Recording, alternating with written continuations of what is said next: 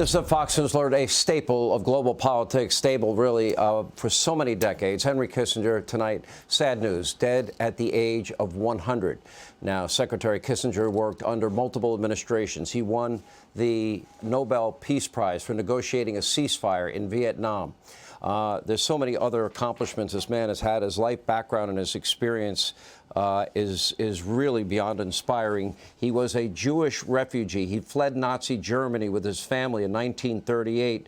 He arrived in the United States. He excelled academically, graduated from Harvard, and earned an MA and PhD degrees at Harvard. Really somebody that so many look up to in so many different ways and accomplished so much. But really, became a household name. He served under two Republican presidents, one being Richard Nixon, the other being Gerald Ford. He advised powerful leaders in both the American political parties for decades. He was advising presidents up until recently. He came to be seen as perhaps one of the most prominent leading diplomats and international relations intellects of the 20th century. And orchestrated the normalization of relations with China during the Nixon presidency, helped ease tensions between the U.S. and the Soviet Union at some of the tougher moments during the Cold War. He won that Nobel Peace Prize for negotiating that settlement that ended the Vietnam War. What a life that he has led, and was so instrumental in that the relations, opening diplomatic relations between the U.S. and China. Something up to that point not really doable or thinkable during the Nixon administration. One of the most, also he had his share of enemies and detractors for a lot of reasons, most of it having to do with Vietnam.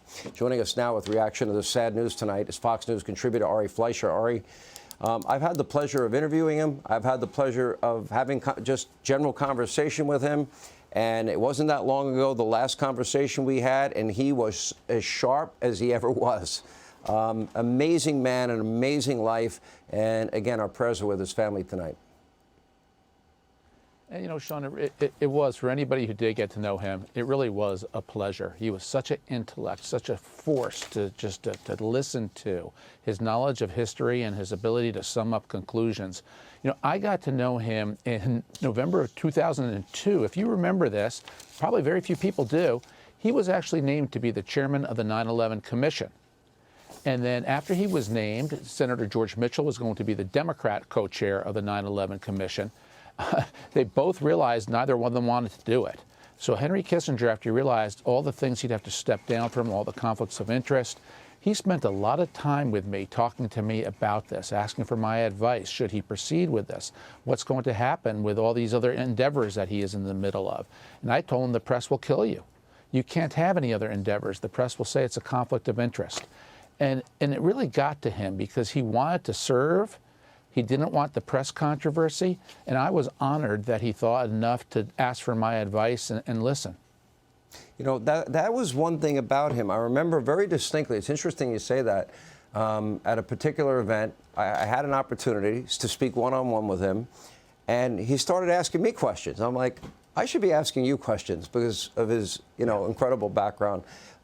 When you think of, in light of what's going on in the world today, especially the rise of anti-Semitism, and he escaped Nazi Germany, I would have liked to have had that conversation with him because I didn't think we'd ever see this in our lifetime. I'm sure you think the same way, Ari. Yeah, absolutely, Sean. And I did get to talk to him about things of that nature because after the White House, when I moved back to New York, he and I would go to lunch sometimes. And sitting at a lunch table, just the two of us, I would ask him those kind of questions. I would ask him about his life. I'd ask him about coming to America, the opportunities of America, being Jewish. And it really was a fascinating conversation for me just to sit there and almost be not a reporter, but I was the inquisitor asking him things.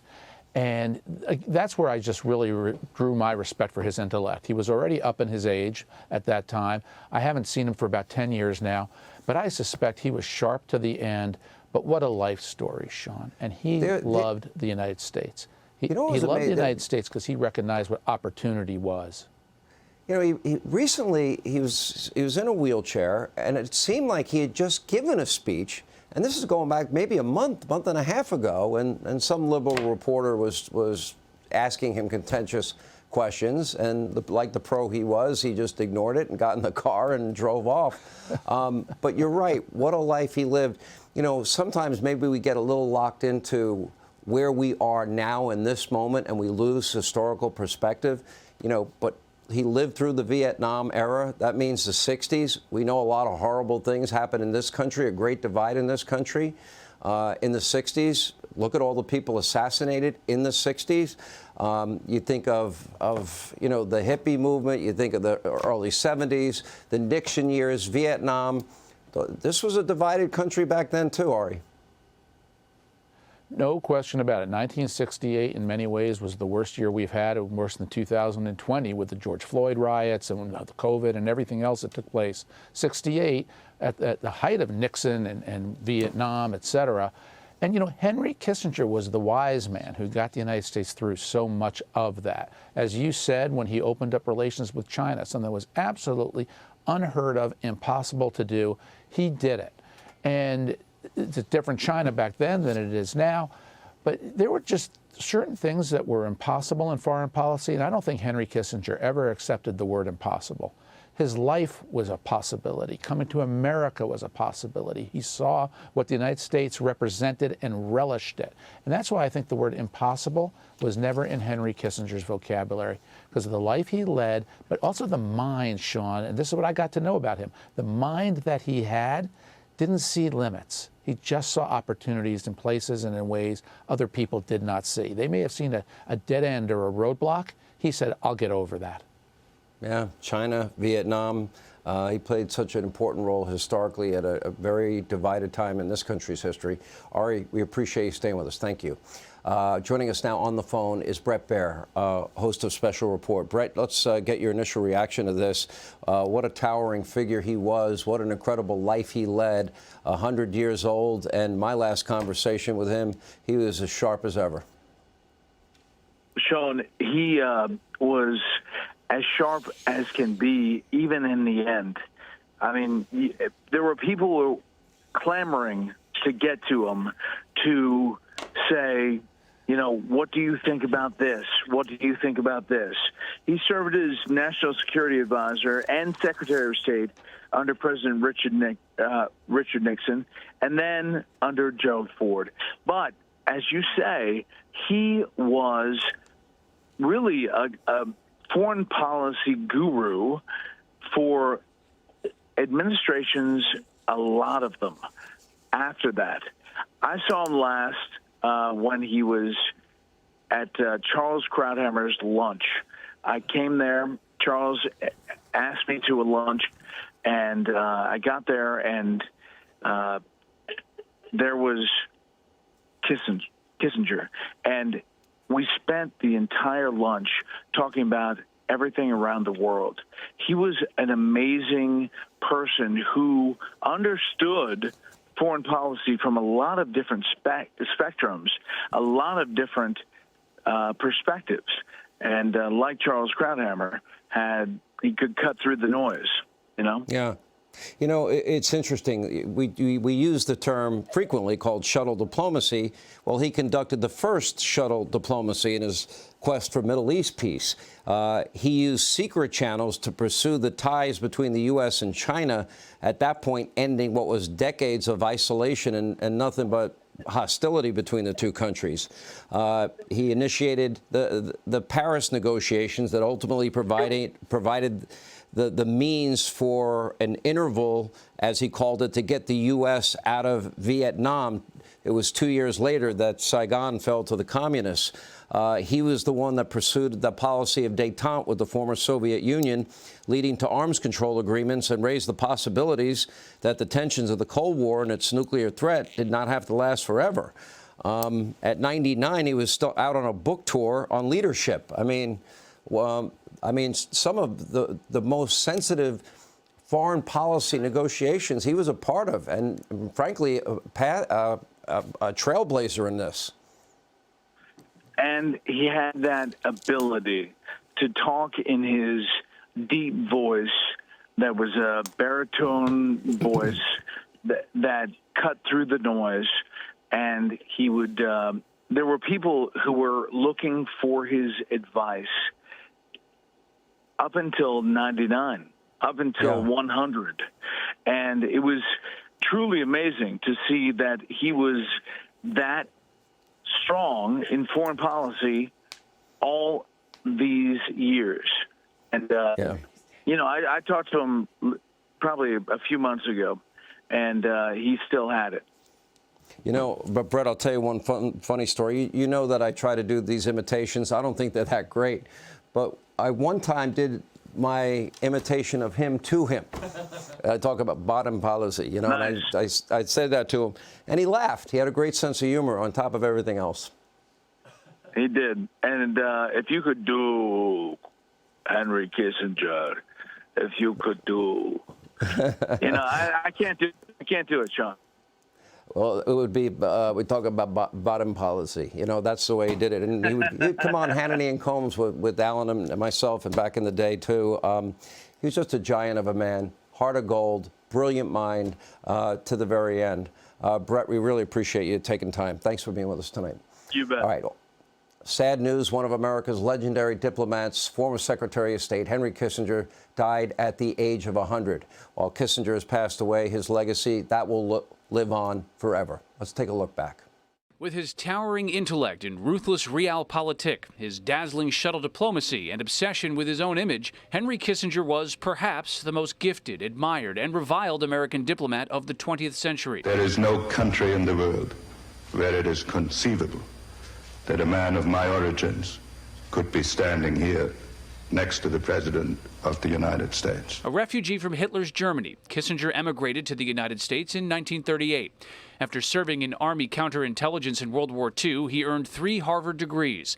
Kissinger's seminal 1957 book on nuclear strategy earned him consultancies to the Kennedy and Johnson White Houses. Dr. Kissinger is a man who is known to all people who are interested in foreign policy. As President Nixon's first-term national security advisor, Kissinger negotiated to end the Vietnam War, while the commander-in-chief withdrew U.S. troops and secretly bombed Cambodia. Another 20,000 U.S. troops and countless Vietnamese perished in the 4 years before Kissinger famously declared peace is at hand and received the Nobel Peace Prize. When the Cambodia bombings leaked to the press, Kissinger colluded in White House wiretaps. It's to get to revitalize our alliances, get into a new relationship with the Soviets, to begin to feel our way towards the Chinese. For Nixon's historic trip to China in 1972, it was Kissinger's secret overseas flights that paved the way, and their pursuit of détente with the Soviet Union led to major arms control accords, astonishing breakthroughs that earned Kissinger broad acclaim, but enduring suspicion among conservatives, who later argued he and Nixon should have sought, like Ronald Reagan, to defeat the Soviet Union. In the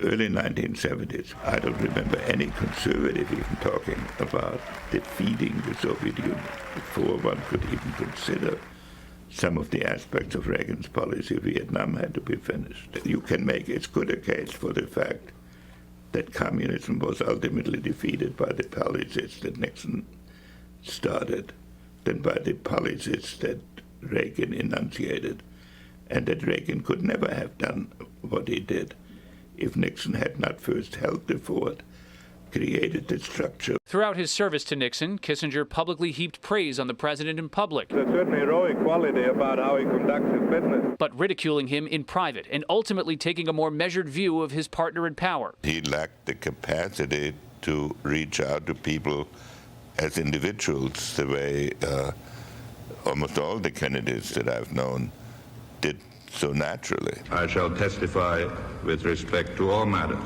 Confirmed as Secretary of State in 1973, Kissinger's shuttle diplomacy helped end the Yom Kippur War. After Nixon resigned, Kissinger stayed on, a reassuring figure amid the upheaval of Watergate, and also, for a time, an improbable celebrity bachelor. Hollywood actresses drawn to the famous diplomat who called power the ultimate aphrodisiac. Yet lawsuits and controversy would dog Kissinger for decades after he left power in 1977. Liberals called him a war criminal, claiming he had coddled right-wing dictators and was culpable in the assassination of 2 Chilean officials, charges Kissinger denied. Unfazed, the elder statesman trotted the globe, a wealthy consultant, his counsel widely sought. He could be critical of U.S. policy. We have to stop lecturing the Russians on our concept of reform. I think what is lacking is a clear definition of what the purpose of our China policy is. But Kissinger supported President Bush's muscular response to 9/11 and the Iraq War. We are going to sit there and let weapons of mass destruction pile up in a country that has already used them against its neighbors and its own people, against which we fought a war 10 years ago. In 2014, he gathered with 5 other secretaries of state for the groundbreaking of the United States Diplomacy Center. And to the last, he remained active in foreign policy discourse, writing a book called World Order, reviewed favorably in the Washington Post by Hillary Clinton, who, like all of Kissinger's successors, drew on his counsel when she served as America's Secretary of State. Arrest Henry Kissinger for war crimes! Arrest Henry Kissinger for war crimes! Agitators continued hounding Kissinger, as at this Senate Armed Services Committee hearing in early 2015, prompting Senator John McCain, a Vietnam veteran, to defend the one-time architect of U.S. policy there. Get out of here, you low-life scum.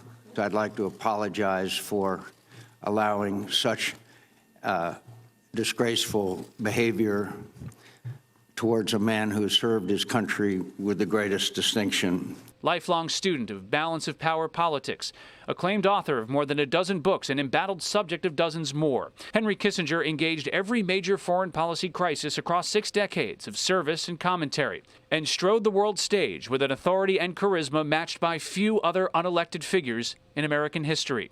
In Washington, Rich Edson, Fox News. All right, joining us now on the phone, someone who knew Dr. Kissinger very well. Our friend Monica Crowley is with us. Monica, thank you for being with us. So a lot of people may not know about your background, but post-presidency, you worked for a long time very closely with Richard Nixon, and you were also very close to Henry Kissinger. Tell us about the man you knew and the man that Richard Nixon spoke of. Yes, thank you, Sean. First of all, my deepest sympathies to Mrs. Kissinger and the rest of the Kissinger family. He lived such a long and substantial life, and it's never easy to lose someone. And I considered Henry Kissinger a friend, so I am very saddened by this news. Yeah, you know, Sean, my very first job out of college was with the former president, Richard Nixon. And during that period of time, I got to know a whole array of heads of state around the world and other diplomats and statesmen. And the one, of course, that stood out apart from President Nixon was Dr. Kissinger. And, Sean, I will tell you, the very first time I spoke to him, I was, early 20s.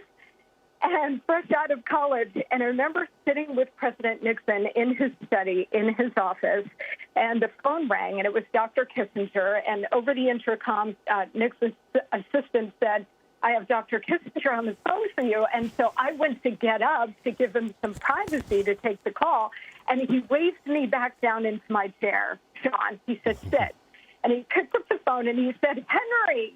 And the two of them spoke for a couple of minutes, and they often spoke a couple of times a week about the state of the world and what American foreign policy was and what it should be. And at one point in the conversation, Sean, he said, "Henry, I want you to speak to my new foreign policy assistant, Monica Crowley. Say hello to her." And then he thrust the phone receiver toward me, and I'm 21, 22 years old. He thrust it toward me, and I ended up talking to Henry Kissinger in front of Richard Nixon, and it was a complete out-of-body experience. These two men working together in the White House and then beyond, two towering intellects, Sean, who work together to advance America's interests in the world. What a tremendous partnership.